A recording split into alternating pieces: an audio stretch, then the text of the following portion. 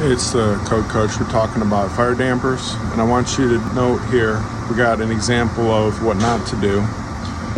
Right here we're doing a fire damper inspection, and I want you to see right here that red material. That red material is fire caulk, and you actually do not want to fire caulk around a fire damper.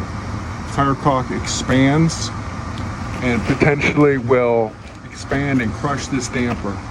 Okay? So this damper is a listed device. You see the UL listing right there. And you actually want to maintain about 1/8 of an inch gap. Nothing. You don't have to fire caulk it. You don't have to do any type of stuffing of rock wool. Nothing like that. You actually want to maintain that air gap.